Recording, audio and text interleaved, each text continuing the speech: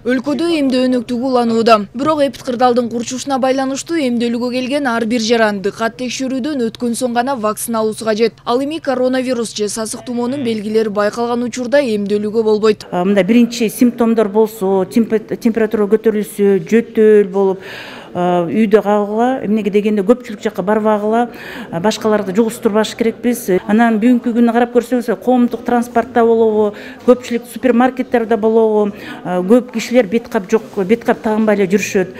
Ошол эле учурда коронавируска чалдыгып, же илдеттин белгилери байкалган учурда антибиотиктерди ой келдүүчү сунушталбайт. Бул ден соолукка кооптуу. Адистердин айтымында дене табы 38 градустан өйдө көтөрүлсө парацетамол же ибупрофен ичүүгө уруксаат берилет. Ошол эле учурда боор оорусу барлар парацетамолду, өнөкөт, бөйрөк жана жүрөк кан тамыр оорулары барлар ибупрофен колдонууга болбойт. Калган көрсөтмөлөр сөзсүз түрдө дарыгерлер тарабынан дайындалышы кажет. Көпчүлүк 90% калк бизде амбулаториялык дарылоодо жүрүп атышат.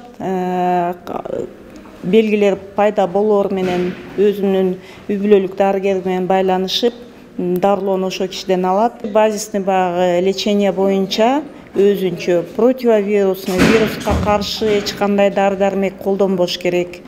Антибиотик өзүнчө колдонбош керек. Ар бир дары-дармекти колдоноордун алдында өзүнүн дарыгери менен байланышып, ошол кишиге болобу же болбойбу, ошону кеңешип, анан кийин ичиш керек да.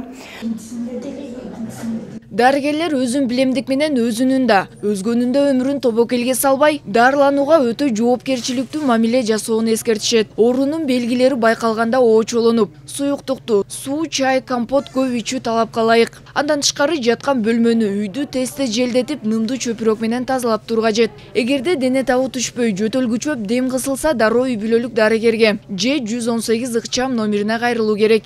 Перизат Куттубекова, Рыскелди Көкүлбеков, Нуркамил Асанов, Ала Тоо 24.